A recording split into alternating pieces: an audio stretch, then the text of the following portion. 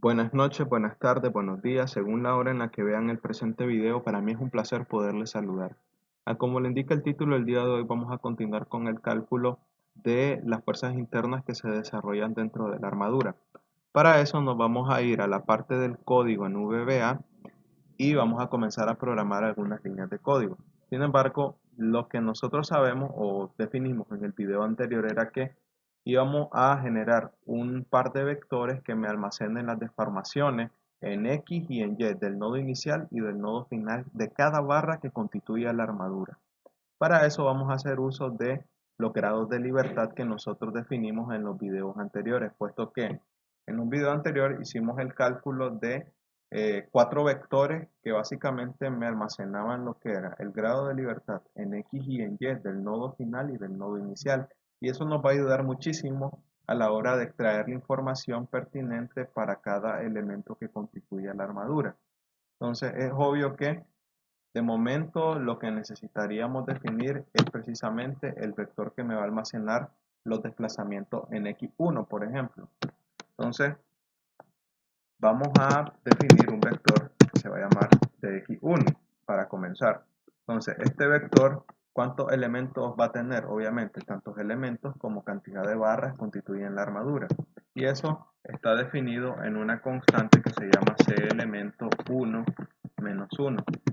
Cerramos paréntesis y le indicamos que el tipo de datos que se va a almacenar va a ser tipo doble. Ahora, lo que tengo aquí, bueno, en esta parte vamos a poner un pequeño comentario. En esta parte del código definimos los desplazamientos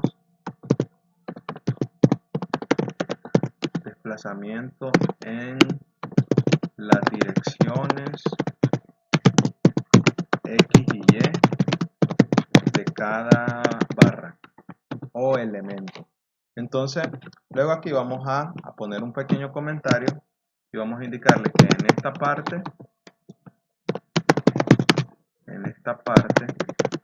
se define los contadores para recorrer los vectores de arriba, por ejemplo. Entonces, porque aquí vamos a generar varios vectores de desplazamiento, uno en X inicial, otro en Y inicial, uno también para los desplazamientos en X y en Y del segundo nodo o del nodo final. Entonces, en esta parte vamos a declarar el primer contador que se va a llamar contador de X1 y por supuesto va a ser de tipo entero. Entonces posteriormente vamos a por supuesto generar lo que es el ciclo for. Entonces comenzamos con contador de X1 igual a 0 y va a variar desde 0 hasta por supuesto cantidad de elementos, es decir, cantidad de elementos de elemento 1 menos 1. El incremento que va a dar en cada paso va a ser de la unidad. Cerramos el ciclo for contador de X1. Luego en esta parte vamos a comenzar a llenar la información por supuesto del vector de desplazamiento en la dirección X del nodo inicial. ¿Con qué estamos recorriendo este vector? Con el contador de X1, por supuesto. Luego necesitamos extraer esta información del vector de desplazamiento. ¿Dónde está el vector de desplazamiento? Almacenado por supuesto en el vector de EF. Ahora, este vector me va a pedir como dato por supuesto que indique la posición relativa del grado de libertad para el cual estoy asignando este valor de dx1.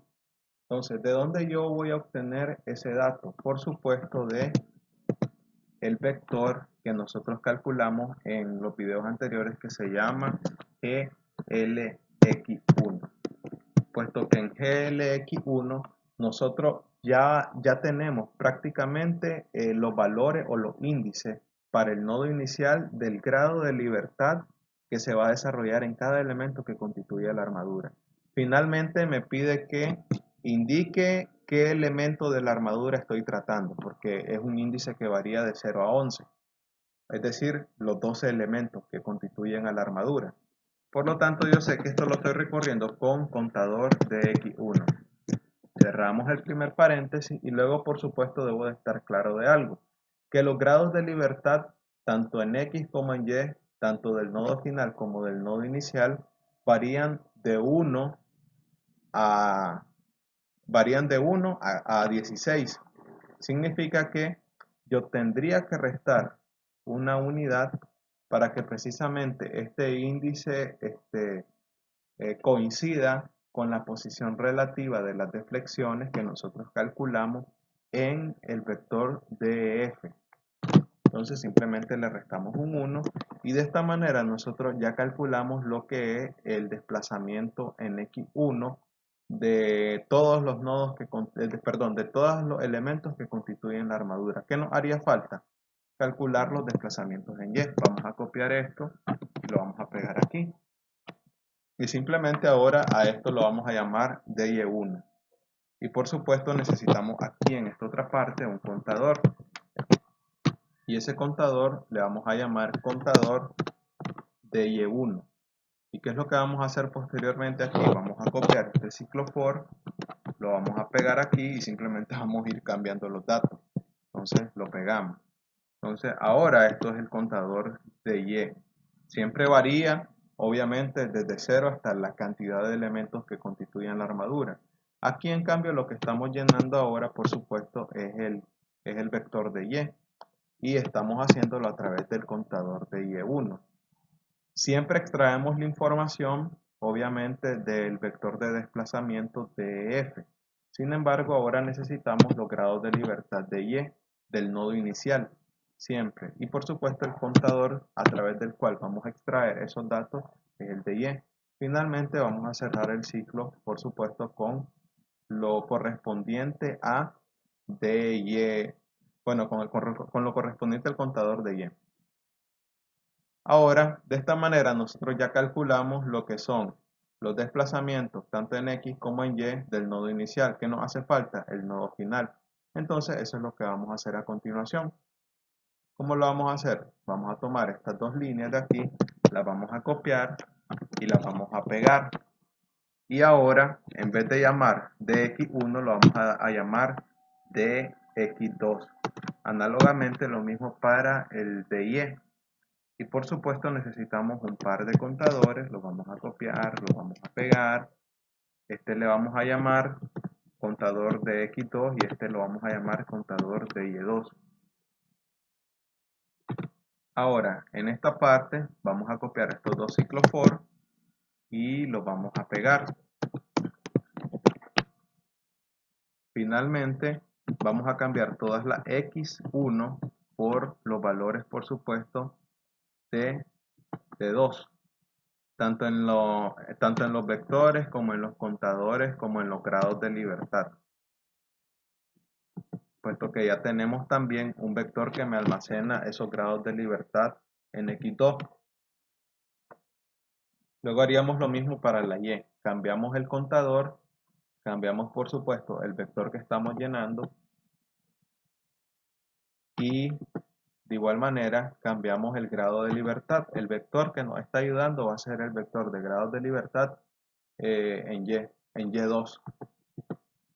Recorremos por supuesto ese vector con el contador y2 y finalmente cerramos con la última palabra reservada. Ahora vamos a poner por supuesto aquí un pequeño comentario donde digamos en esta parte del código calculamos los vectores de x1, de y1, de x2 y de y2.